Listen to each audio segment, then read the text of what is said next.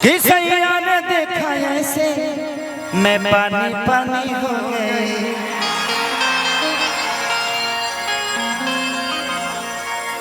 ये आज मेरा टीजर रिलीज हुआ है। 6 साल बाद अक्षरा जी के साथ मैंने काम किया। अच्छी अनुभव थी। उनके साथ जितना दिन रहा बड़ा सुखद रहा। वही जी रहा बल वही जी। मैंने दोस्ती के कोनो मतलब ना होला। तारा लोग के दिमाग में वही जी बना। मैं अपने जीवन में मेरे रिलेशन बहुत अच्छे अच्छे रहे हैं। और सबसे बड़ी बात यह है कि मैं नहीं, भोजपुरी में जो कि इंडिया का सबसे टॉप रैपर बादशाह, पहली बार जब भोजपुरी गौले हो तो दिल में गदगद हो गई कि हम एक पंजाबी सिंगर से भी अपने भाषा का शब्द बुलवाए। अरे हम तो सलमान खान से बुलवा देनी हो तो पहले बादशाह ही हो। बिग बॉस में गए थे तो हम बोले थे कि आपको बोलना पड़ेगा सर, हमारे भोजपुरी के 2 शब्द तो बोल दीजिए। तो जीवन में अगर आप चाह दें तो आपकी भाषा कमजोर नहीं, आप कमजोर नहीं, बशर्ते टारगेट आपका अपना होना चाहिए। अपने बुजुर्गों का आशीर्वाद लेते हुए आगे बढ़ो। दुनिया में कोई तुम्हारा हाथ नहीं पकड़ेगा। काका चाचा पितिया माता बहन बेटी हमारे छोट भाई बड़ भाई जे भी हमके मोहब्बत करेला, जे मोहब्बत से आशीर्वाद देला, चरण छू के प्रणाम करते हैं।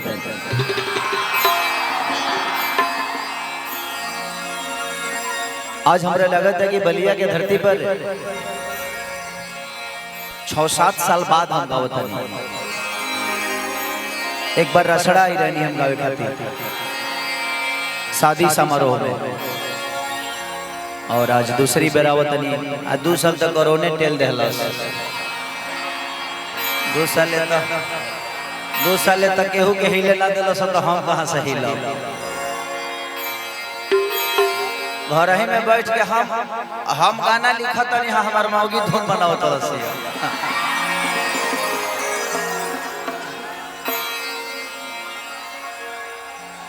हमार मौगी खेलत है पबजी, हम दोनों बेरा काटत नहीं सब। ये कोई हो तो दूसर का हो। लेकिन धरती के वीरों की धरती, जवानों का देश, भागी बलिया उत्तर प्रदेश। इस धरती पे सिर्फ वीर पैदा होते हैं। अतर लोग जब आवाज जब होला तो बुझा जाला कि हाँ बलिए के लोग हवे। तनी एक बार तनी हाई वाला कदल होता।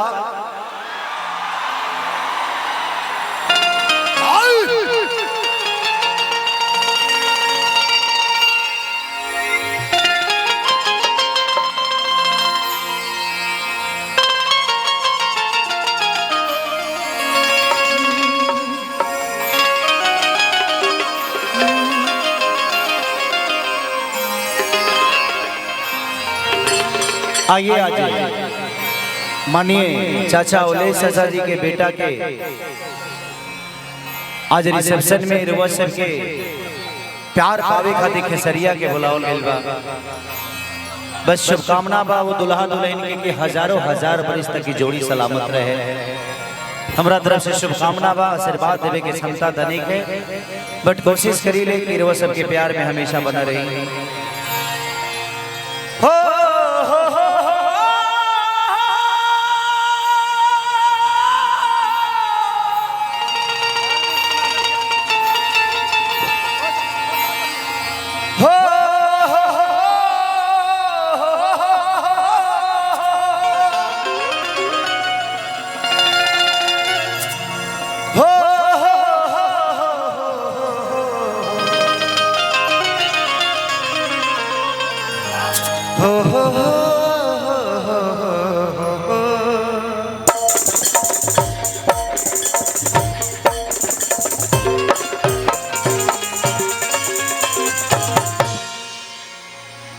कि तोरा रखिया के कजर है जा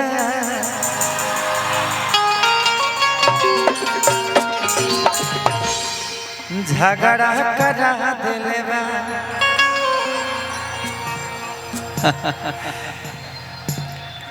एक बार आप लोग आराम से बैठ जाइएगा। जो भी लाइट के सामने है वो लाइट टूटेगा, किसी पे गिर जाएगा तो कोई मेरा अपना ही नुकसान होगा, मेरे अपने भाई को कुछ नुकसान होगा। इसलिए आपकी जान हमारी जान है। खेसरिया मरियो जाए तो गम नहीं खेलेगी, तोहरा लगे कुछ हो जाए तो बड़ा अफसोस होइए। जिंदगी में हमार जीवन हमारा परिवार खातिर कितना भाई हमके पता नहीं खे, लेकिन तहारा लोग खातिर बा 24 घंटा जागी ले तब वो असर ना होला, काहे से कि तार लोग के आशीर्वाद खेसरिया के ऊपर हमेशा रहेगा। कि जय गणेश मंगल करना विघ्न हरो गणराज, एक दंत करी वर वदना सिद्धि करो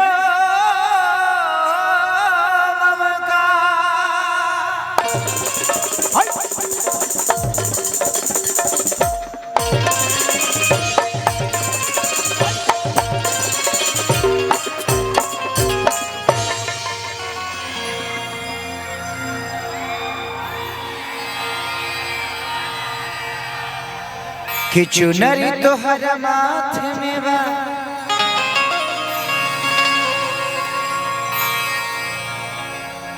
कि दर्शन तोहर बात में बा,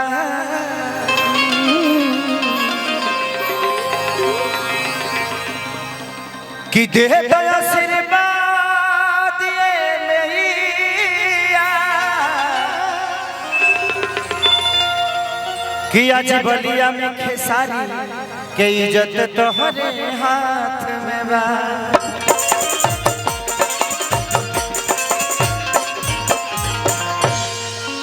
आई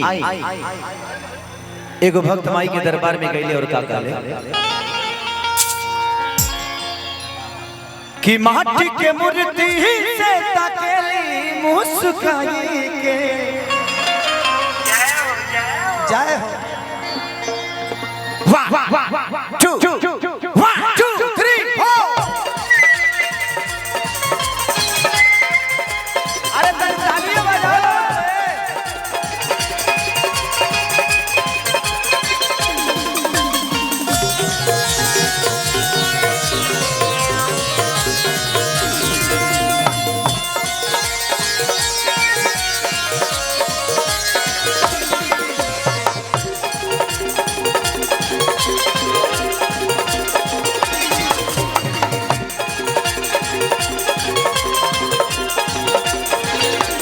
माटी के मूर्ति से तकेली मुस्काई के, माटी के मूर्ति से तकेली मुस्काई के, कि अजब रूप सुहावन लागे, कि अजब रूप सुहावन लागे दुर्गा माई के। माटी के मूर्ति से तकेली मुस्काई के, माटी के मूर्ति से तकेली मुस्काई के, कि अजब रूप सुहावन लागे कि अजब रूप सुहावन लागे हमारा माई के। लागल बानी मिया डार ए भवानी मैया, झुलुहा लागल बानी मिया डार ए भवानी मैया। ए हो जगदम्बा मैया, ए हो जगदम्बा मैया, ए हो जगदम्बा मैया, ए हो जगदम्बा मैया। झुलुहा लागल बानी मिया डार ए जगदम्बा मैया, झुलुहा लागल बानी मिया डार ए जगत। गजब रूप सुहावन लागे हमारा माई के, कि गजब रूप सुहावन लागे दुर्गा माई के। वाह वाह वाह, खेला ना कि यहाँ की खाती यहाँ का पहाड़ी, अरे पानी खाती पानी। तिवारी बाबा जब भी आप मिलते हैं तो अलग ऊर्जा के साथ मिलते हैं, पूरी बलिया के शान है आप। भगवान से प्रार्थना यही करेंगे कि जब तक धरती रहे तिवारी साउंड कभी ना मरे। कि यहाँ की खाती यहाँ का पहाड़ी पानी खाती पानी पानी खाती पानी जे जैसे चाहे वैसे मिले माता रानी। मिले माता रानी खाती आग पानी पानी खाती पानी जे जैसे चाहे वैसे मिले माता रानी। कि मैया सभा के दर्शन देली मन हरिसाई के कि अब बस कर रे पगली रहे दे दर्द दिले बड़ी पहले सहे।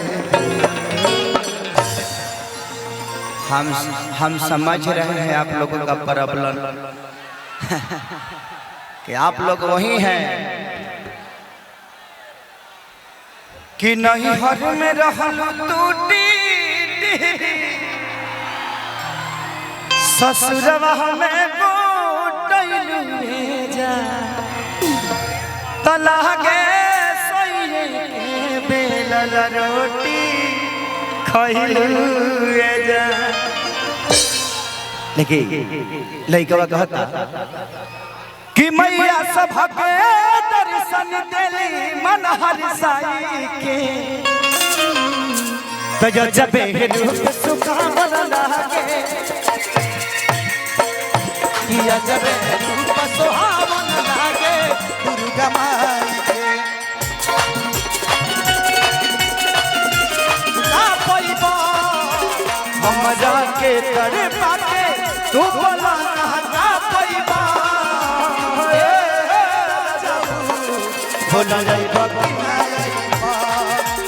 ए ना जाऊ भगवान बाकी ना आईबा जब रूप सुहावन लागे दुर्गा माई के या जब रूप सुहावन लागे दुर्गा माई के। कि जब से बैठली मैया अरे आके पंडाल में अजबे के मुरझा देखा अब बाटे प्यारे लाल में। कि जब से बैठली मैया आके पंडाल में अजबे के मुरझा देखा बाटे प्यारे लाल में।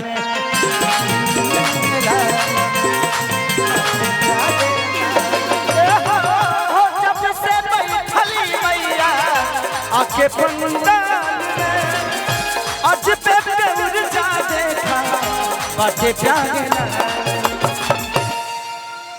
कि खेसरिया सब कुछ पवलस देवी भजन जगाई के।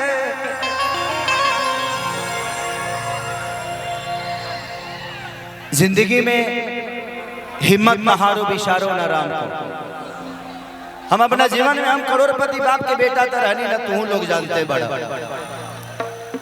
लेकिन एक चीज रहे हमारे जीवन में कि हमके कुछ बने के रहे और हम अपना रास्ता ना भटकने। जीवन में अगर बहुत कुछ पावेंगे के ना तो अपने माँ बाप के खूब सेवा करिए, उससे बड़ा संपत्ति इस धरती पे कोई नहीं है। क्योंकि बढ़े पुत्र पिता के घर में खेती उपजे अपना कर में पूजा करे के होके ना ते के घरी पुनियाद घरी यादों में पुनियाद तुलसी संगत साध की हरे को अपराध। कोनो जरूरी नहीं है 24 घंटा भगवान के नाम ले लगे एक घरी पुनियाद घरी आधो में पुनियाद, लेकिन माई बाबू के हमेशा सेवा करिए लो। ओ से बढ़ के संपत्ति धरती पर कुछ ना होला। हमारा बाबूजी के कहनी हमके मिलल बा। हमार बाबूजी चाना बेचत रहले और आज चाना बेचे वाला के बेटा रुआ सबके दिल के राजा बन गया। कि सैया ने देखा ऐसे मैं पानी पानी हो गई।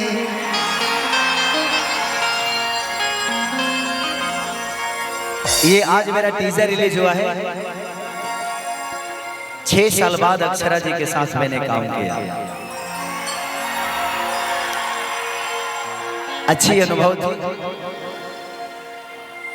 उनके साथ जितना दिन रहा बड़ा सुखद रहा। वही जी रहा, वही जी। मैंने दोस्ती के कोनो मतलब ना होला, तारा लोग के दिमाग में वही जी बना। मैं अपने जीवन में मेरे रिलेशन बहुत अच्छे अच्छे रहे हैं, और सबसे बड़ी बात यह है कि मैं नहीं, भोजपुरी में जो कि इंडिया का सबसे टॉप रैपर बादशाह, पहली बार जब भोजपुरी गौले हैं तो दिल में गदगद हो गई कि हम एक पंजाबी सिंगर से भी अपने भाषा का शब्द बुलवाए। अरे हम तो सलमान खान से बुलवा देनी, तो पहले बादशाह ही हो। बिग बॉस में गए थे तो हम बोले थे कि आपको बोलना पड़ेगा सर, हमारे भोजपुरी के दो शब्द तो बोल दीजिए। तो जीवन में अगर आप चाह दें तो आपकी भाषा कमजोर नहीं, आप कमजोर नहीं, बशर्ते टारगेट आपका अपना होना चाहिए। अपने बुजुर्गों का आशीर्वाद लेते हुए आगे बढ़ो, दुनिया में कोई तुम्हारा हाथ नहीं पकड़ेगा। कि जब से बैठल मैया अरे आके पंडाल में, अजब के ऊर्जा देखा अरे बाटे प्यारे लाल में।